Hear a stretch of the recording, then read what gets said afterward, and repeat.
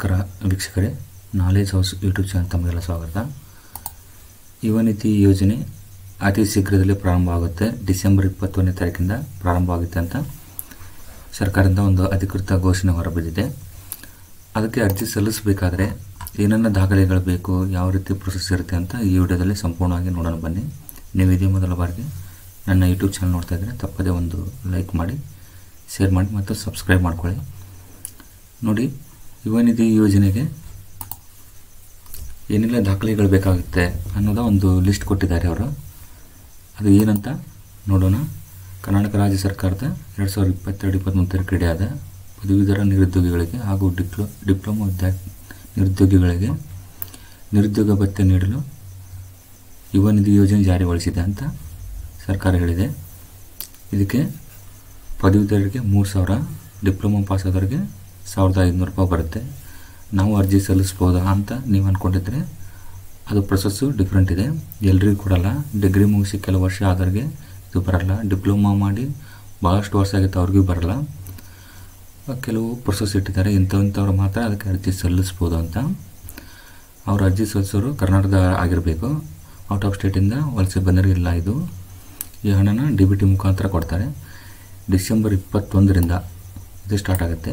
ಅಂದರೆ ಇದೇ ತಿಂಗಳಿಂದ ಜನವರಿಯಿಂದ ನಿಮ್ಗೆ ಅಮೌಂಟ್ ಬರುತ್ತೆ ಅಂತ ಹೇಳಿದ್ದಾರೆ. ನಿರುದ್ಯೋಗ ಸ್ಥಿತಿಯ ಬಗ್ಗೆ ಸ್ವತಂತ್ರ ಪರಿಶೀಲನೆ ಮಾಡ್ತಾರೆ ಅಂತ ಹೇಳಿದ್ದಾರೆ. ಉದ್ಯೋಗ ಪಡೆದ ನಂತರ ತಪ್ಪು ಘೋಷಣೆ ಕಂಡು ಬಂದಲ್ಲಿ ದಂಡ ಕೂಡ, ಅಂದರೆ ರಾಂಗ್ ಇನ್ಫಾರ್ಮೇಷನ್ ಕೊಟ್ಟು ಅರ್ಜಿ ಸಲ್ಲಿಸಿದರೆ ಸಮಸ್ಯೆ ಆಗುತ್ತೆ ಅಂತ ತಿಳಿಸಿದ್ದಾರೆ. ಅಭ್ಯರ್ಥಿಗಳು ತಾವು ನಿರುದ್ಯೋಗಗಳಿಂದ ಸ್ವಯಂ ಘೋಷಣೆ ಮಾಡಿಕೊಳ್ಳಬೇಕು, ಪ್ರಮಾಣಪತ್ರ ಸಲ್ಲಿಸಬೇಕು. ಈ ಪ್ರಮಾಣಪತ್ರ ಎಲ್ಲಿ ಕೊಡ್ತಾರೆ, ನಾವು ನಿರುದ್ಯೋಗಿಗಳಂತ, ಅದರ ಬಗ್ಗೆ ಇನ್ನೂ ನಿಖರವಾದ ಮಾಹಿತಿ ಇಲ್ಲ.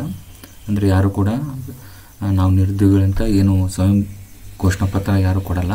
ಅದು ಯಾವ ರೀತಿ ಪ್ರೊಸೆಸ್ ಇರುತ್ತೆ ಅಂತ ನೋಡಬೇಕು. ಯಾಕಂದರೆ ಡಿಸೆಂಬರ್ 21 ನಂತರ ಸಂಪೂರ್ಣ ಮಾಹಿತಿ ಗೊತ್ತಾಗುತ್ತೆ. ಇದು ಜಸ್ಟ್ ನೋಟಿಫಿಕೇಶನ್ ಅಷ್ಟೇ ಇದೆ.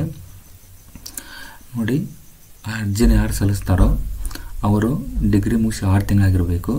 ಅಂದರೆ ಇತ್ತೀಚೆಗೆ ಈ ಲಾಸ್ಟ್ ಇಯರು ನೀವು ಡಿಗ್ರಿನ ಮುಗಿಸಿರಬೇಕು. ಮತ್ತು ನಿಮ್ಮ ಬ್ಯಾಂಕ್ ಸ್ಟೇಟ್ಮೆಂಟ್ ಬೇಕು. ನೀವು ಅಂದರೆ ಬ್ಯಾಂಕ್ ಸ್ಟೇಟ್ಮೆಂಟ್ ಗೊತ್ತಾಗುತ್ತೆ. ನೀವು ಏನಾದರೂ ಜಾಬ್ ಸೇರಿಕೊಂಡಿದ್ದರೆ ಆ ಬ್ಯಾಂಕ್ ಡಿಬಿಟಲ್ಲಿ ಗೊತ್ತಾಗುತ್ತೆ ನೀವು ನಿಜವಾದ ಕೆಲಸಕ್ಕೆ ಹೋಗಿದ್ದೀರಾ ಅಥವಾ ನಿರುದ್ಯೋಗಿಗಳಂತ. ಅದನ್ನು ಕೂಡ ಕೇಳ್ತಾರೆ. ಇದು ಸುಮಾರು 5 ಲಕ್ಷ ವಿದ್ಯಾರ್ಥಿಗಳಿಗೆ, ಅಭ್ಯರ್ಥಿಗಳಿಗೆ ಅಥವಾ ನಿರುದ್ಯೋಗಿಗಳಿಗೆ ಈ ಸವಲತ್ತು ಸಿಗುತ್ತೆ ಅಂತ ಗೌರ್ಮೆಂಟ್ ಹೇಳಿದೆ. ನೋಡಬೇಕು, ಸ್ಟಾರ್ಟ್ ಆದಮೇಲೆ ಗೊತ್ತಾಗುತ್ತೆ. ಮತ್ತು ಇದು ಜನವರಿ 2024 ಜನವರಿಯಿಂದ ನಿಮ್ಮ ಖಾತೆಗೆ ಹಣ ಬರುತ್ತೆ. ಇದಕ್ಕೆ ಅರ್ಜಿ ಸಲ್ಲಿಸಬೇಕಂದ್ರೆ ಏನೆಲ್ಲ ದಾಖಲೆಗಳು ಬೇಕು ಅಂತ ಒಂದು ಸಣ್ಣ ಲಿಸ್ಟ್ ಕೊಟ್ಟಿದ್ದಾರೆ. ಅಭ್ಯರ್ಥಿಗೆ ಅರ್ಜಿ ಸಲ್ಲಿಸಬೇಕಾದ ದಾಖಲೆಗಳು: Aadhaar card, SSLC marks card, degree ಅಥವಾ ಡಿಪ್ಲೊಮಾ ಮಾರ್ಕ್ಸ್ ಕಾರ್ಡು, 6 ತಿಂಗಳ ನಂತರ ಯಾವುದೇ ಜಾಬ್ ಮಾಡಿಲ್ಲ ಅನ್ನೋದು ಒಂದು ದೃಢೀಕರಣ ಪತ್ರ ಬೇಕು. ಅದೆಲ್ಲಿ ಸಿಗುತ್ತೆ ಏನಂತ ನಾನು ಮುಂದಿನ ವಿಡಿಯೋದಲ್ಲಿ ಹೇಳ್ತೀನಿ. ಮತ್ತು ಬ್ಯಾಂಕ್ ಸ್ಟೇಟ್ಮೆಂಟ್ ಇರೋ ಒಂದು ಪ್ರತಿ ಬ್ಯಾಂಕ್ ಪಾಸ್ಬುಕ್ಕು. ಇದು ಸ್ಟೇಟ್ಮೆಂಟ್ ಭಾಳ ಮುಖ್ಯ. ಇದು ಈ ಯುವ ನಿಧಿ ಯೋಜನೆ ಏನಿದೆಯಲ್ಲ, ಯಾವಾಗ ಸ್ಟಾರ್ಟ್ ಆಗುತ್ತೆ ಅಂತ ನಿಮ್ಗೆ ಆಗಲೇ ಗೊತ್ತಾಗಿದೆ. ಇದನ್ನು ಯಾವ ರೀತಿ ಅರ್ಜಿ ಸಲ್ಲಿಸಬೇಕು ಅಂತ ನಾನು ಮುಂದಿನ ವಿಡಿಯೋದಲ್ಲಿ ಹೇಳ್ತೀನಿ. ಯಾಕಂದರೆ ಇನ್ನೂ ಸ್ಟಾರ್ಟ್ ಆಗಿಲ್ಲ. ಅದು ಬಹುಶಃ ಸೇವಾ ಸಿಂಧುನಲ್ಲಿ ಅದು ಸ್ಟಾರ್ಟ್ ಆಗ್ಬೋದು. ಯಾಕಂದರೆ ಸೇವಾ ಸಿಂಧುನಲ್ಲಿ ಎಲ್ಲ ವೆಬ್ಸೈಟ್ ಗೌರ್ಮೆಂಟ್ ಈ ಪೋರ್ಟಲ್ ಇರೋದು.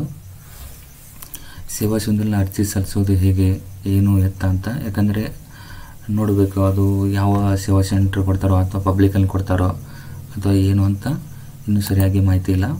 ಅದು ಬಂದರೆ ನಿಮಗೆ ತಿಳಿಸ್ತೀನಿ. ಈ ಒಂದು ಮಾಹಿತಿ ನಿಮಗೆ ಇಷ್ಟ ಆಯಿತು ಅಂದ್ಕೋತೀನಿ. ಯಾರೆಲ್ಲ ಅರ್ಜಿ ಸಲ್ಲಿಸಬೇಕಂತ ಅಂದ್ಕೊಂಡಿದ್ದಾರೋ ಅವರು ಈಗ ಇಲ್ಲಿ ತಿಳಿಸಕ್ಕಂಥ ದಾಖಲೆಗಳನ್ನು ಒಂದು ಬಾರಿ ನೋಡಿ ರೆಡಿ ಮಾಡ್ಕೊಳ್ಳಿ.